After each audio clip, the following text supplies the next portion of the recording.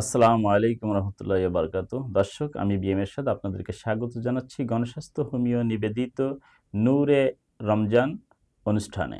সুপ্রিয় দর্শক, পবিত্র মাহে রমজান আমাদের মাঝে রহমত, মাগফিরাত এবং নাজাতের বার্তা নিয়ে এসেছে। রমজানের গুরুত্ব, তারাবি এবং রোজার প্রয়োজনীয় মাসলা মাসাইল নিয়ে আলোচনার জন্য আজ আমাদের স্টুডিওতে উপস্থিত আছেন বাইতুল মোকাররমের সম্মানিত আন্তর্জাতিক সনদপ্রাপ্ত কোরআন প্রশিক্ষক, বিশিষ্ট ইসলামী চিন্তাবিদ মাওলানা কারি হাফেজ মাওলানা সাইফুর রহমান রাশিদি শায়েখকে আমাদের স্টুডিওতে স্বাগত।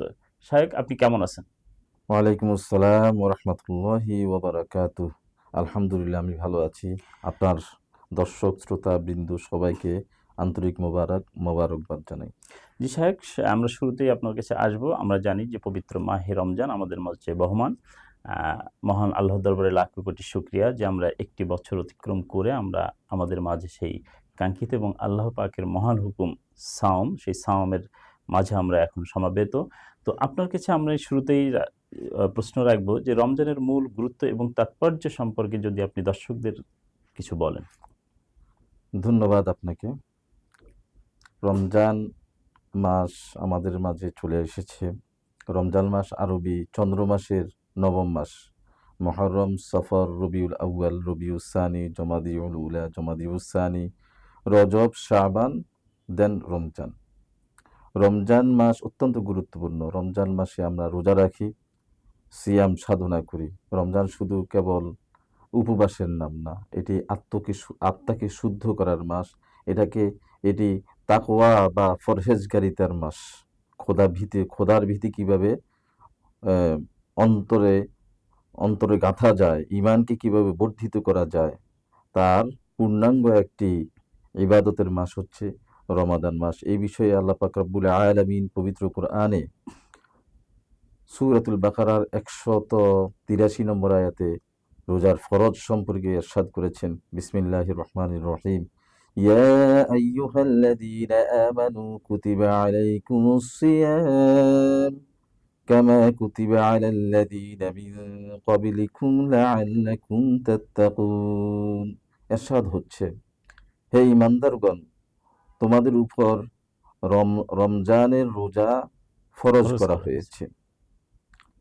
কামা কুতিবা, যেমনিভাবে ফরজ করা হয়েছে, আলাল্লাযীনা মিন ক্বাবলিকুম, তোমাদের পূর্ববর্তীদের উপরও সেইভাবে তোমাদের উপরও ফরজ হয়েছে। কেন ফরজ হয়েছে? লাআল্লাকুম তাত্তাকুন, যাতে তোমরা মুত্তাকিন হতে পারো, যাতে তোমরা খোদাকে ভয় করতে পারো পূর্ণাঙ্গভাবে। পরহেজগারিতা তোমাদের ভিতরে চলে আসে পূর্ণাঙ্গভাবে। কোরআনে আল্লাহ পাক রব্বুল আলামিন সূরা বাকারার প্রথমে মুত্তাকিন বা পরহেজগারিতা বা তাকওয়া সম্পর্কে একটা ডেফিনিশন দিয়েছেন। তাকওয়া কারা, তাকওয়ার অর্জনকারী কারা, কারা আল্লাহকে ভয় করে, সেই সম্পর্কে আল্লাহ পাক রব্বুল আলামিন সুস্পষ্ট ধারণা দিয়েছেন। বলছেন যে আল্লাযীনা ইউমিনুনা বিল গায়ব, যারা গায়েবকে বিশ্বাস করে।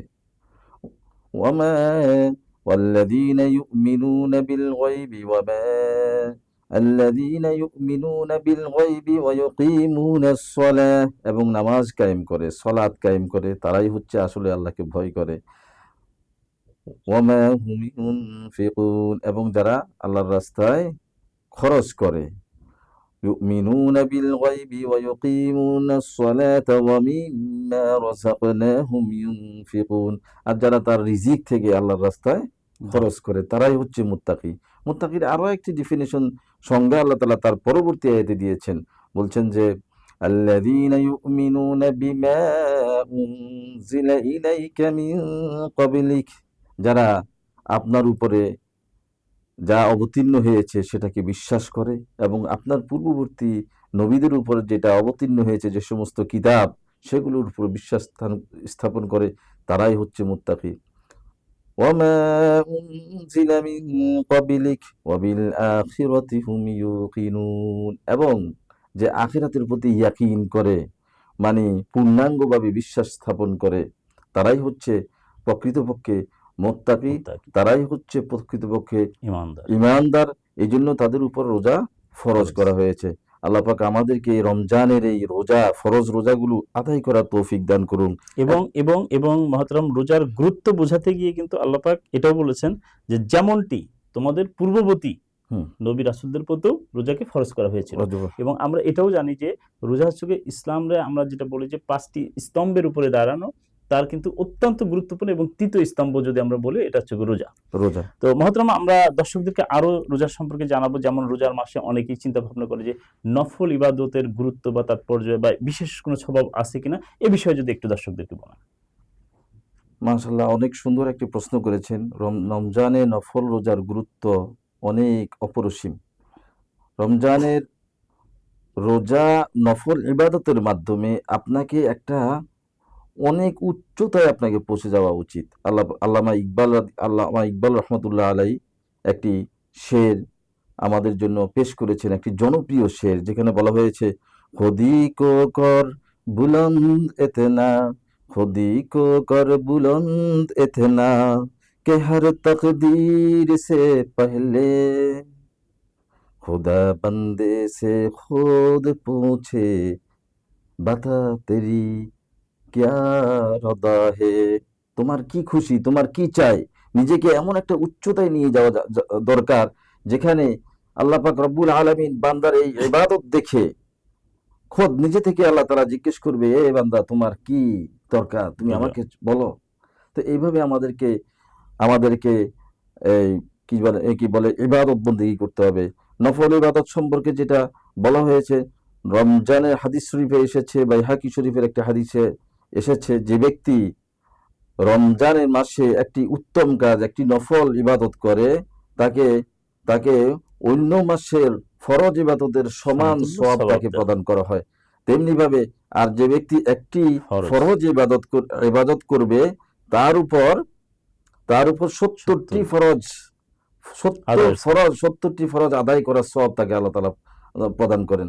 তো আমাদেরকে এই রমজানে আল্লাহ তাআলার প্রিয় হওয়ার জন্য এই রমজানের এই পূর্ণাঙ্গ মাসে মানে বা- মহতরম, রোজা হচ্ছে গিয়ে ইবাদত বান্দার করতে হবে, জন্য হচ্ছে গিয়ে একটা বোনাস স্বরূপ আল্লাহ দান করেছেন, গুনাহ যে স্বরূপ। তুমি যদি নফল ইবাদত করো তাহলে তোমাকে উত্তম থেকে উত্তম মানে ফরজ ইবাদত করলে যে স্বভাব সেটা দেওয়া হবে। এটা এক প্রকার বোনাস আমাদের আমাদের জন্য জন্য। বোনাস। আর একটি তো কথা মহতরম, বলতে, আরেকটি বিষয় আপনার কাছে গুরুত্বপূর্ণ বিষয়, সেটা হচ্ছে অবশ্যই দর্শকদের এটা জানানো প্রয়োজন যে রোজার মাস আসলেই তারাবি নিয়ে আমাদের মাঝে একটা বিতর্ক সৃষ্টি হয় যে তারাবির নামাজ এটা মানে রোজার সাথে কতটা সম্পর্ক, তারাবির নামাজ কি রোজার সাথে পড়তেই হবে, বা তারাবির নামাজ না পড়লে রোজা হবে না, বা রোজার আমরা তারাবির নামাজ কয় রিকাত পড়বো, কেউ বলে 8 রিকাত, কেউ বলে 12 রিকাত, কেউ বলে 20 রিকাত। এই বিষয়ে যদি আপনি একটু খোলাখুলি আলোচনা করতেন তাহলে বড়ই মাশাআল্লাহ, অনেক গুরুত্বপূর্ণ একটি প্রশ্ন করেছেন। তারাবির নামাজ নিয়ে আমাদের মধ্যে একটু কনফিউজ থাকে। আসলে তারাবির নামাজ হচ্ছে রমজান মাসের আসল সৌন্দর্য। সৌন্দর্য। মান কামা রমাদানা ঈমানান ওয়া ইহতিসাবান, যে ব্যক্তি ঈমান এবং ইহতিসাবের সাথে রমজানে দণ্ডায়মান হয় রাতের বেলায়, গুফিরা লাহু মা তাকদ্দামা মিন যামবিক, তার জীবনের সমস্ত গুনাহখাতা, পূর্বের সমস্ত গুনাহখাতা আল্লাহ তাআলা মাফ করে দেয়। হাদিস শরীফের এই অত্যন্ত গুরুত্বপূর্ণ এই হাদিসটি। তো এই হাদিসের অনুসারে আমাদেরকে রমজান মাসে তারাবির নামাজ পড়া অত্যন্ত জরুরি। তারাবির নামাজ সুন্নতে মুআক্কাদা। তারাবির নামাজ 20 রাকাত হয় আমাদের হানাফি মাযহাব অনুসারে 20 রাকাত। অন্যান্য মাযহাবেও 20 রাকাতকে প্রাধান্য দেওয়া হয়েছে। কোনো মাযহাবে আবার 8 রাকাত, 10 রাকাত, 12 রাকাতও বলা আছে। আপনার সৌদি আরবের মসজিদুল হারামে বর্তমানে সরকারিভাবে 10 রাকাত পড়ার কথা বলা হয়েছে। 10 রাকাত প্লাস সাথে 3 রাকাত বেতের। বিতরের নামাজ, মোট 13 রাকাত বর্তমানে পড়ানো হয়। আমাদের দেশে আলহামদুলিল্লাহ খতমে তারাবি হয়, এই জন্য 20 রাকাতই পড়তে হয়। 2 রাকাত করে 20 রাকাত পড়তে হয়। আল্লাহ পাক আমাদেরকে তারাবির নামাজ এইভাবে পড়ার তৌফিক দান করুক। জি মহতরম, আরেকটা বিষয় অত্যন্ত গুরুত্বপূর্ণ। রোজার মাস আসলে আমাদের ভিতরে আরো কিছু ভ্রান্ত ধারণা জনগণের মাঝে উদ্ভব হতে দেখা যায়, সেটা হচ্ছে সেহরি এবং ইফতার। সেহরি আমরা অনেকেই মনে করি যে সেহরি খেলে যদি কোনো কারণে খেতে না পারি তাহলে কি আমরা রোজা রাখতে পারবো কিনা। তো এই সেহরি এবং আপনার ইফতারের সুন্নত এবং গুরুত্বপূর্ণ বিষয়গুলো নিয়ে যদি একটু আলোচনা করতেন। মাশাআল্লাহ, অনেক সুন্দর প্রশ্ন এটিও। সেহরি নিয়ে অনেকে বিভ্রান্তি আছে। অনেকে দেখি যে মধ্যরাতে বা ওই সন্ধ্যার এশার নামাজের পরে একবারে খেয়ে আর খায় না। খায় না, একই রোজা, একই খানার উপরে নির্ভর করে সে সম্পূর্ণ রোজা শেষ করে। আবার অনেকে দেখা যাচ্ছে ভুল ক্রমে সময়ের অভাবে খেতে সময়ের পারছে না। অভাবে খেতে পারে না। এই বিভিন্ন নানান কিছু নিয়ে একটি শর্টকাট মাসালা হচ্ছে, রাসূল পাক সাল্লাল্লাহু আলাইহি ওয়াসাল্লাম ইরশাদ করেছেন যে তোমরা সেহরির সময় খানা খাও, সেহরির সময় খানার মধ্যে একটি বরকত রয়েছে। এতে বোঝা যাচ্ছে যে সেহরির সময় খানা খাওয়াটা সুন্নত, সুন্নাত। রাসূলের সুন্নাহ। আর এর আগে খেলেও চলবে, জায়েজ আছে, কিন্তু তবে সেটা উত্তমটা সুন্নত হবে না। হবে না, সুন্নত হিসাবে সেটা আদায় হবে না। আর যে ব্যক্তি আপনার এই সময়ের কারণে সময়ের অভাবে খানা খেতে পারলেন না, তার জন্য সমস্যা নাই, তার জন্য সুন্নত হিসেবেই সেটা পরিগণিত হবে। পরিগণিত হবে। আল্লাহ পাক আমাদেরকে বুঝার তৌফিক দান করুক। আর রমজানের ইফতারের সময় দ্রুত ইফতার করতে হবে। রাসূল পাক সাল্লাল্লাহু আলাইহি ওয়াসাল্লাম থেকে বলছে আযানের সাথে সাথে ইফতার করা, এটা একটি সুন্নত। মানে নামাজ ইফতারির যখন সময় হয়ে যাবে সাথে সাথে ইফতার করা, দ্রুত প্রলঙ্গিং করা সুন্নতের খেলাফ।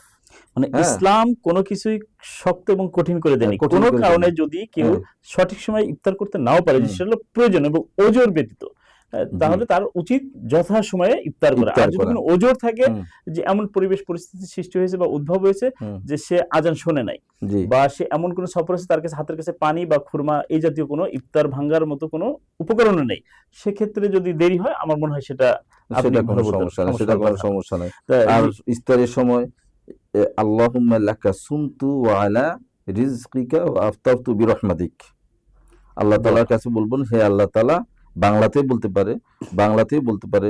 রোজা রাখার সময় একটি নিয়ত আছে, আল্লাহ তাআলা আমি আজকের দিন রোজা রাখতেছি, রমজানের আজকের রোজা রাখতেছি, বাংলায় বললেই হবে, বাংলায় বললেই নিয়ত হয়ে যাবে। নিয়ত আর হয়ে যাবে। তদ্রূপ ভাবে, হে আল্লাহ আমি আপনার জন্য রোজা রেখেছি ইফতারের সময়, হে আল্লাহ আপনার জন্য ইফতার রেখেছি এবং আপনার এবং হুকুম আপনার মোতাবেক হুকুম মতেই আমি এখন আমি ইফতারি করতে যাচ্ছি, ইফতারি বা হালাল রিজিক ইফতারি দ্বারা। করতেছি, হালাল ইফতার করতেছি। এইভাবে মানে ইফতার করলে আল্লাহ তাআলা খুশি হন। কেননা একটি জিনিস মনে রাখতে হবে, একটি একটি গুরুত্বপূর্ণ একটা হাদিস আছে। আল্লাহ পাক রব্বুল আলামিন বললেন, রাসূল সাল্লাল্লাহু আলাইহি ওয়াসাল্লাম ইরশাদ করেন, আল্লাহ পাক রব্বুল আলামিন বলেন, আস-সাওমু লি ওয়া আনা আজজি বিহি, আমি রোজা আমার জন্য, আমি এর প্রতিদান আমি নিজ হাতে আল্লাহ প্রদান করি। আপনি মনে রাখেন, পৃথিবীতে যত ইবাদত আছে বান্দার নিজের জন্য, আর একমাত্র সাওম বা সিয়াম, রমজানের রোজা হচ্ছে আল্লাহর জন্য। আল্লাহর জন্য এই এবং জন্য আল্লাহ নিজেই বলেন as-sawmu li, মানে রোজা for fasting for me only, আমার জন্য। আমার জন্য।